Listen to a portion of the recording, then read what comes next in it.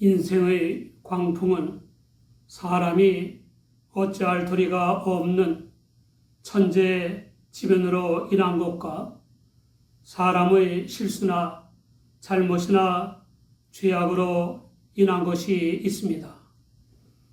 사람으로 인한 광풍은 거저와 거부, 관리와 정계, 통치자와 성위문자 할 것 없이 모두가 완전 무결하지 못하기 때문입니다. 모든 국가의 정권, 즉 국민을 위한 충성심을 가지고 섬기기를 바라서 직접 또는 간접으로 선택한 통치자와 정객과 관리들로 구성된 정권 역시 완전 무결할 수 없습니다. 그러므로 인생의 광풍을 막아 평온한 삶을 살게 하고 광풍 때에 힘이 되어야 할 모든 정권은 비판을 겸허히 받아들여 바로잡아 나아가야 하는 것입니다. 하루는 주 예수님이 제자들과 함께 배를 타신 후에 갈릴리 호수 저편으로 건너가자고 제안하셨고 제자들이 따랐습니다. 군중을 피해 피로한 몸도 쉬실 겸 다른 선교지로 가시기 위한 것이었습니다. 행선할 때 주 예수님은 잠이 드셨는데 마침 광풍이 갈릴리 호수로 내리치는 바람에 배에 물이 가득 차서 위태해졌습니다. 갈릴리 호수는 지중해의 해면보다 212m가량 낮고 사위에는 높은 산들이 둘러싸서 기상이 돌변하곤 했습니다. 주 예수님을 안 믿거나 그의 말씀을 거역하는 사람들만 환난의 광풍을 만나는 것이 아닙니다. 주 예수님의 말씀을 순종하거나 주 예수님과 동행하는 교인도 환난의 광풍을 만날 때가 있습니다. 안 믿는 사람의 광풍은 하나님이나 하나님의 성육이신 주 예수님을 깨닫고 회개하고 믿음으로 구원받게 하기도 합니다. 믿는 사람의 광풍은 보다 깊은 깨달음과 성숙한 믿음, 은사와 능력과 은혜와 복을 얻게 하기도 하는 것입니다. 광풍을 일으키는 사람들이 있습니다. 가정이나 교회, 기업이나 사회, 국가와 세계, 환란의 광풍을 일으키는 사람이 있습니다. 그 결과 그 자신의 인생도 난파되거나 침몰하게 되는 것입니다. 피땀 흘리며 광풍을 잠재우느라 광풍을 겪는 사람도 있습니다. 중요한 것은 광풍을 만나느냐 안 만나느냐가 아니라 어떻게 대처하느냐 하는 것입니다. 세계가 중국이 발원지어 창궐진 코로나19의 감염 속도 때문에 불안과 두려움과 죽음의 광풍에 시달리고 있습니다. 치료약도 없는 데다가 감염 증상이 나타나지 않은 상태에서도 전염되기 때문에 더욱 불안하고 두려운 광풍입니다. 첨단 과학을 자랑하는 선진국들도 이 코로나19 하나 해결하지 못하고 전전긍긍한 것을 보면 생사화복과 흥망성쇠는 인간 마음대로 안 된다는 것을 알 수 있습니다. 세계 각국의 크고 작은 광풍들입니다.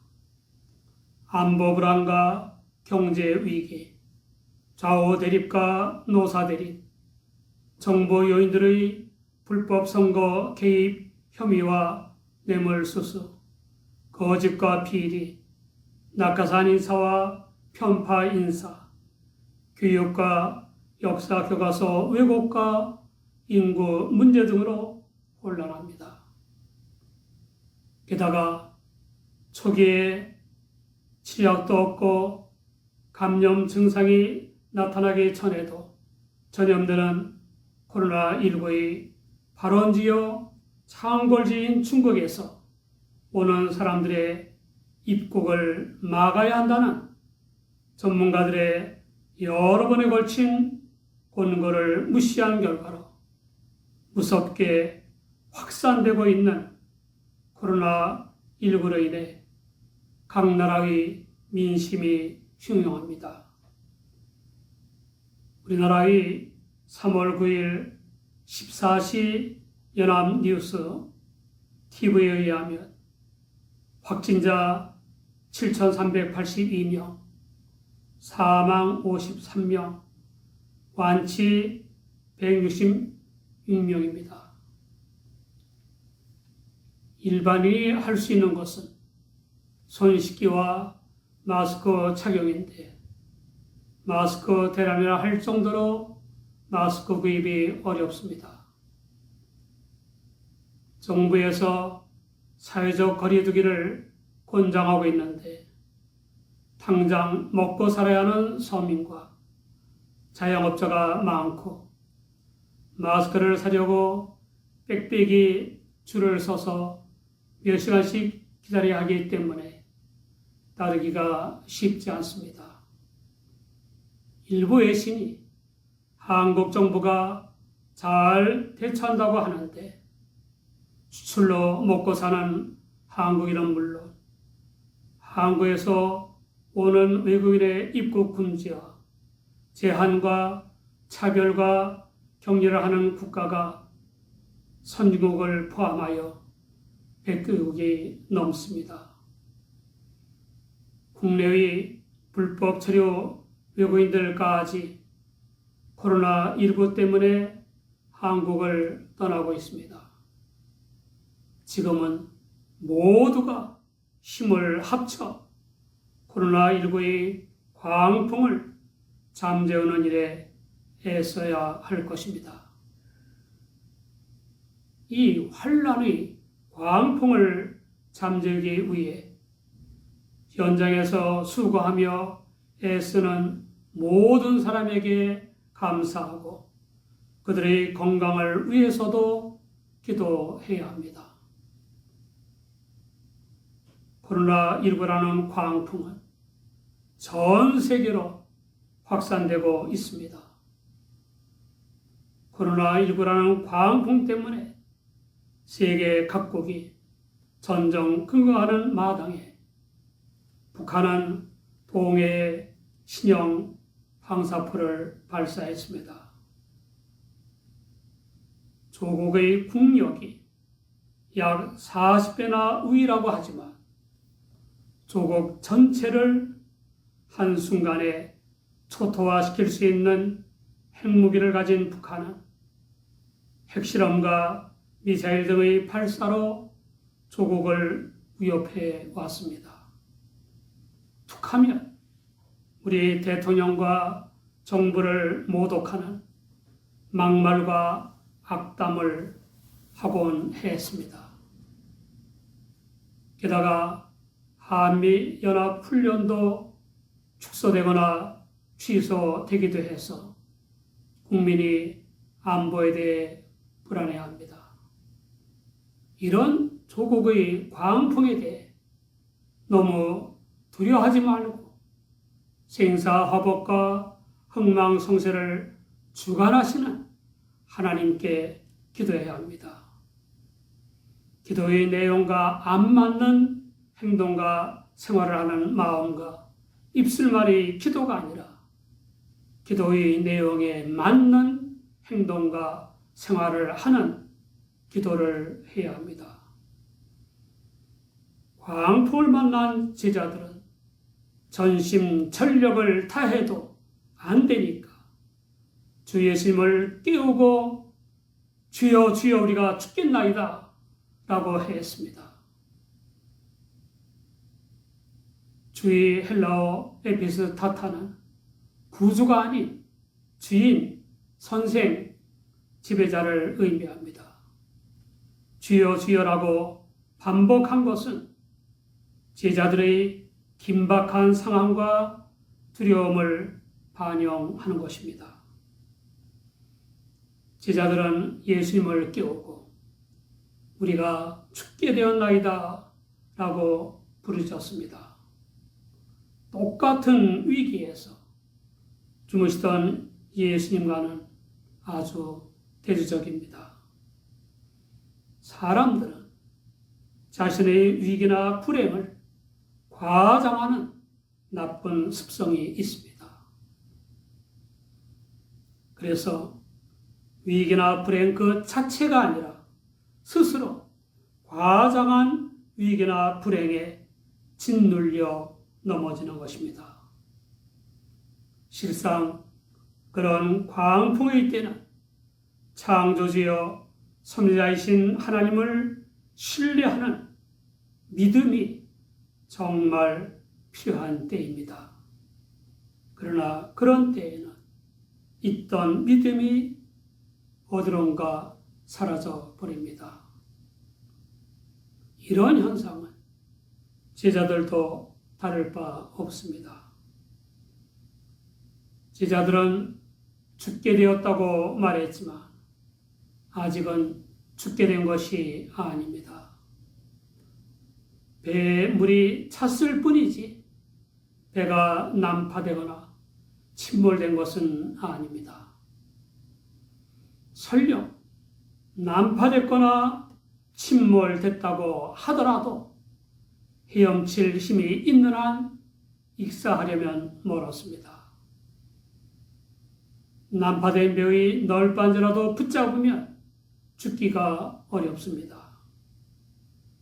광풍은 지나가게 마련이고 지나가다가 호적거리는 사람을 무트로 내동댕이 치기도 합니다. 더욱이 영생의 주 예수님이 그들의 배 안에서 주무시고 계셨습니다. 정말 어려운 인생 문제는 환란의 광풍을 그 자체로 직시하지 못하고 과장하는 것입니다. 제자들이 예수께 도움을 구한 것을 보면 그들의 믿음이 전혀 없었던 것은 아닙니다. 그러나 주 예수님이 바라시는 만큼의 믿음은 없었습니다. 잠을 깨신 주 예수님은 제자들에게 죽을 지경이라고 하시지 않고 먼저 풍파를 꾸짖으셨습니다. 그러자 그쳐 잔잔해졌습니다. 구약 성경에 하나님께서 바다를 꾸짖으신다고 하는 말씀이 있는 것을 보면 의사인 누가의 의도가 예수님을 신적 권능으로 자연까지 복종케 하시는 구주이심을 밝히는 것임을 알 수 있습니다. 우리는 어떻습니까? 예수님을 인간 예수로만 알고 복음을 인간의 교훈으로 아는 불쌍한 사람들입니까? 지옥으로 끄는 죄의 사함과 성결한 삶과 영생을 얻게 하시는 하나님의 성육이신 구주로 믿는 사람들입니까? 지금까지 치유와 죽기를 행하시는 신적 권능이 있는 구주로 알려주셨던 예수님은 이제 대자연마저 지배하시는 구주이심이 드러나게 된 것입니다. 창조주여 섭리자이신 하나님의 성육이신 주 예수님은 우주 만물을 통치하십니다. 신적 권능을 가진 존재인 주 예수님은 어떤 상황이나 어떤 처지에 있는 인간이라도 구원하실 수 있습니다. 때로 환난의 광풍을 만난 사람들에게는 주 예수님은 관심 없이 주무시는 것처럼 느껴지기도 할 것입니다. 분명히 주 예수님은 자신을 숨기기도 하십니다. 주 예수님은 사람의 힘으로는 더 이상 어찌할 수 없는 지경에 이르도록 내버려 두신 후에 건져 주심으로써 사람으로 하여금 영생의 구주이심을 깨닫고 믿어 구원받게 하십니다. 이런 구원 방도를 확실히 드러내기 위한 일시적 숨김이라고 합니다. 사람에 대한 예수님의 궁극적 관심은 치유도 아니고 죽기도 아니고 재물의 복도 아닌 구원입니다. 지옥으로 끄는 죄의 사함과 성결한 삶과 영생 구원이라는 말입니다. 이 구원을 위해 질병과 귀신 들림과 심통과 빈곤과 죽음 등의 갖가지 인생 광풍을 잔잔케 해 주시는 것입니다. 마태복음 7장 7절을 보면 구하라 그러면 너에게 주실 것이요 찾으라 그러면 찾을 것이요 문을 두드리라 그러면 너에게 열릴 것이니라 라고 했습니다. 광풍을 잔잔케 하신 주 예수님은 제자들에게 너희 믿음이 어디 있느냐라고 책망하셨고 제자들은 두려워하고 기이 여겨 서로 말했습니다. 저가 네 뒤에 바람과 물을 명함에 순종하는고. 광풍 때문에 무서워하던 제자들은 자연까지 지배하시는 주 예수님을 보고 놀라워하고 기이 여겼습니다. 그들은 주 예수님을 더욱 깊이 깨닫고 더욱 확고히 믿게 됐습니다. 광풍은 제자들이 주 예수님을 모시고 가던 배도 뒤흔들어 물이 가득하게 하여 침몰할 지경에 이르게 했습니다. 주 예수님은 제자들이 그동안 많은 메시아적 교훈과 메시아적 권능을 듣고 받았으므로 생사화복과 영생까지 주 예수님께 맡기는 성숙한 믿음을 보고 싶어 하셨습니다. 그러나 믿음이 없는 제자들은 몹시 두려워했습니다. 그 제자들은 말씀 한마디에 풍파가 잔잔해지는 기적을 보고 주 예수님이 치유와 죽기는 물론 자연까지 지배하시는 신적 존재임을 깨닫게 되었습니다. 교인들이 인간 예수가 아니라 하나님의 성육이신 영생의 주 예수님이심을 더욱더 깊이 깨닫는 데에는 인생의 광풍보다 더 좋은 것이 없습니다.